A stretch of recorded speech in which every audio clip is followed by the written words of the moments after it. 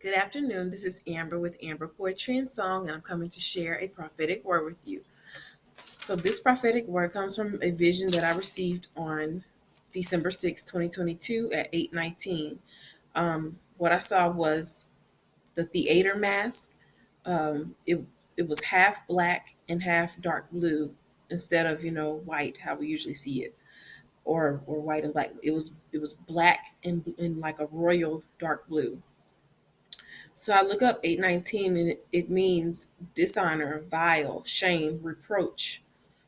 And the other definition is dishonor from the other sources: dishonor, ignominy, and disgrace. Okay, so I'm going to just share some things that I had looked up concerning the meaning behind the mask and the history behind the mask. And I want to also share that just yesterday I saw on the news that the roof of the Apollo Theater in Illinois, it collapsed due to the storm that came through there. And so I'm mentioning this because I feel that it has a little bit to do with this word and the purpose of this vision. So, because is Apollos is a Greek false god, I believe. But it all comes from like the Greek culture, and I'm gonna mention some of that in this video. But so the drama masks are symbolic of theater, creative arts, and particularly theater, film, and television. Okay, so the comedy mask is known as Thalia. It's the Greek is Greek, and it's the muse of comedy and idyllic poetry portrayed as a happy, cheerful young woman crowned with ivy. The other mass is called the tragedy mass. It's called Melpomene. It's the muse of tragedy. These two masks represent joy and sorrow. Okay, so this is some history on the Greeks. So the theater mask allowed actors to play roles independent of age and gender with ease, as the actors were all men. The mask served to show us two aspects of the human emotions, the extremes of the psyche, um, and the comedy shows show how foolish humans can be. Tragedy shows will show the dark emotions such as fear, sadness, and loss. Okay, so in Greek culture, the mask's significant role was of transformation, and an ordinary man could go beyond his real identity and become a mythological hero, a lusty satire, a foolish old man, a beautiful young woman, a god, or a slave. And they also would say and do things that you couldn't in everyday life, and present it to the audience. Um, you know, events, actions, and horrifying ideas or ridiculous, in, or ideas that were ridiculous, inspiring, and fantastic. You know, subliminal messages through through these things, kind of like how we see in the movies, how the movies have messages in them, that they put in them that point to things that end up happening sometime in the world, or just, yeah, things that happen end up happening in the world. So the Greek performances and plays were connected with worship of the false god Dionysus, and in these rituals that they would do, they would actually bring in the statue of Dionysus before the plays, I believe, before it started. And I found this information at teachinghistory100.org about this. So what I believe the Lord is showing with this vision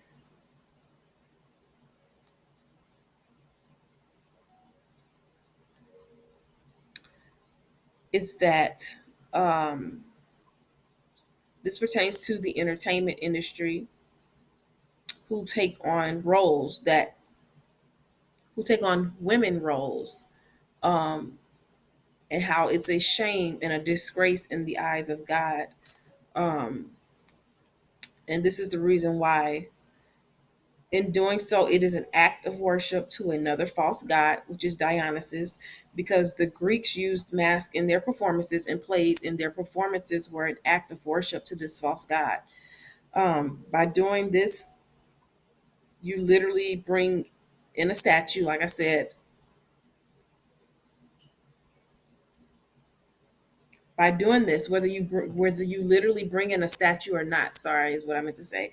By doing this, whether you literally bring in a statue or not, it is still showing allegiance to another false god, because God tells us to have no other gods before Him, and that He is a jealous God. And I'm being led to the scripture where it says we perish for the lack of knowledge.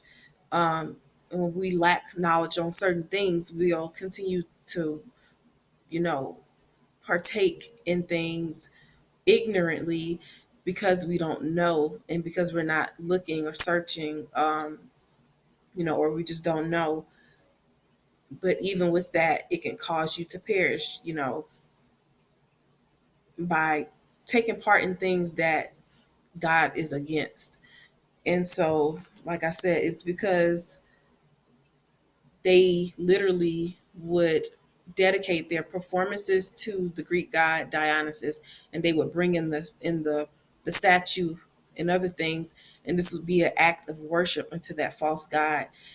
And we know that in Exodus 20, in the commandments, it tells us to not have no other gods before Him. So um, I'm gonna go. I was led to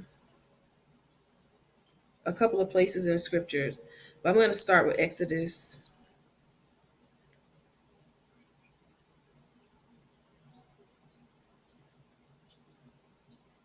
chapter 20, and I'm going to read just the beginning of it.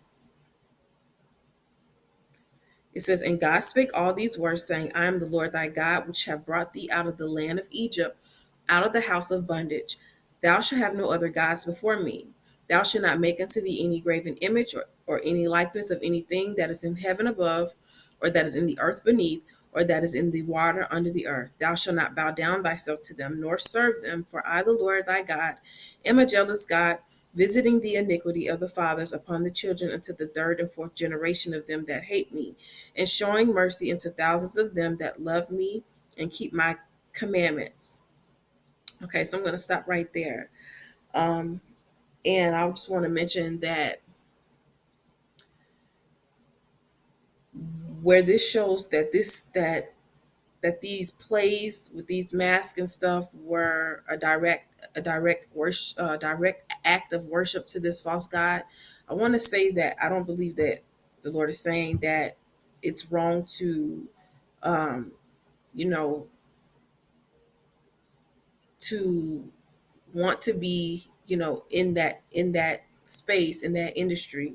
But I believe that he's he's bringing correction in these spaces when it comes to dedicating what they're doing to false gods instead of Him.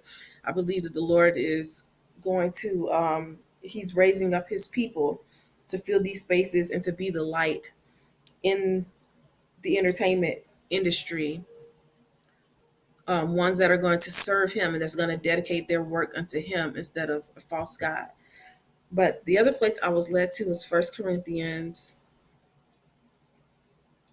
um,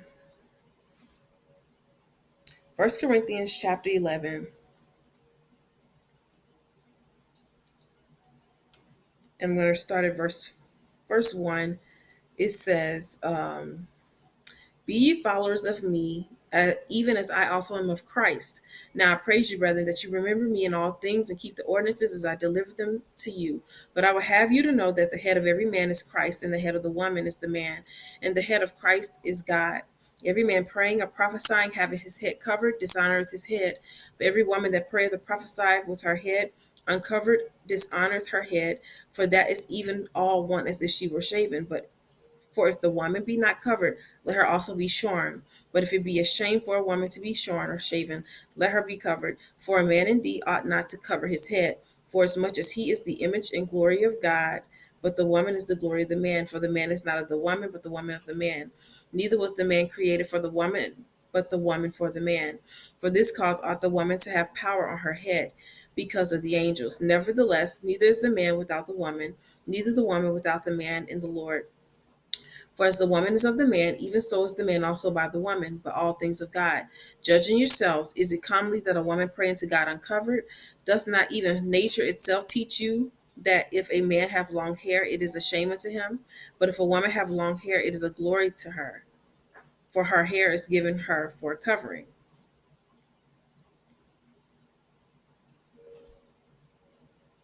And I'm going to stop there. But this is about order, basically about order.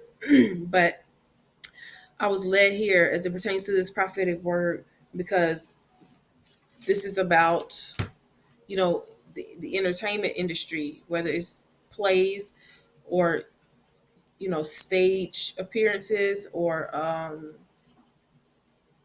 film and TV, whether it's any of that, when it comes to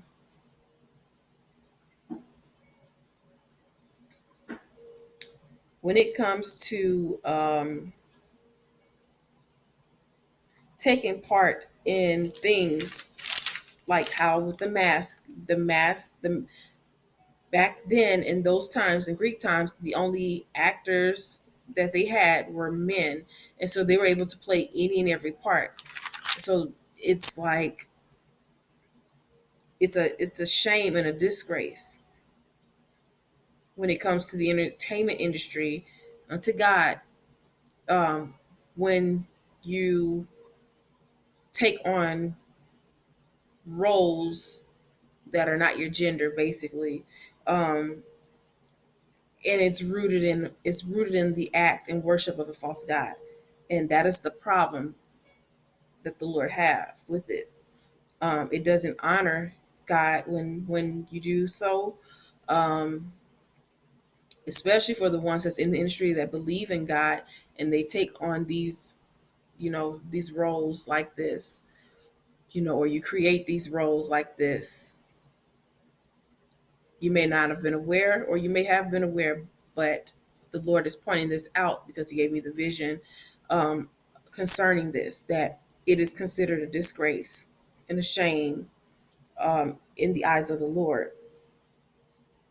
And, you know, the purpose of me going to the scripture, 1 Corinthians 11, is to show the order when it comes to a man and a woman, what the man should and shouldn't be doing, what a woman should and shouldn't be doing, as it concerns your role or your gender.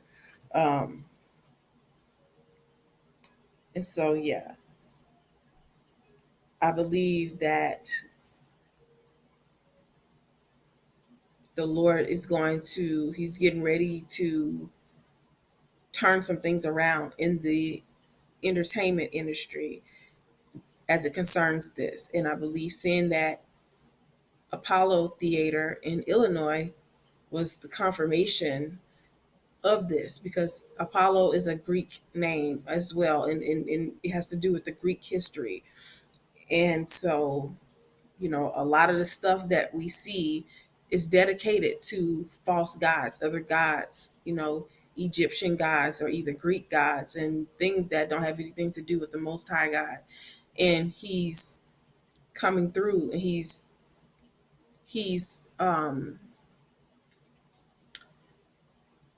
he's restoring order, like he's cleaning up and bringing light to the dark spaces and dark places in the industry. And He's going to do that through His children. His children have creative gifts. arts and talents and different things like that. He's going to use his children to be the light in these dark spaces because you know he's not pleased with certain things in the industry, and things in the industry, in the entertainment industry, whether it's through film, television, plays, or whatever, stage appearances. It influences many people on a large scale. And so he's going to bring in kingdom influencers, those who are going to influence people for the Lord's kingdom, and dedicate their work and the things that they do to the Most High, to where it's going to bring glory and honor to His name, and instead of shame, as it does when you're dedicating your work, your creative work, until a false God. And so,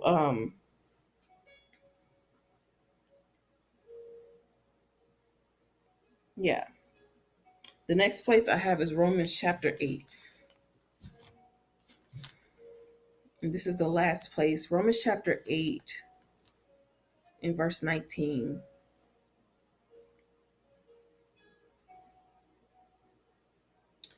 It says, "For the earnest expectation of the creature waited for the manifestation of the sons of God." And so, yeah, just like he's raising up people in his children in different spaces, he's raising up his children also in these entertainment spaces, you know, where there's a lot of darkness, and a lot of people wouldn't know it unless you really just research and do history, on different things, that there's a lot of darkness in these spaces. But the Lord is using his children in these spaces. He's sending in his children to bring light in the dark places in the entertainment industry, and to to bring glory and honor to his name instead of shame, you know, instead of shame. So that's it for this word. I'll be back with another one. See you later. Peace and goodbye. And I pray that this word administers grace into the hearers and that it's been edifying. So see you later. Peace and goodbye.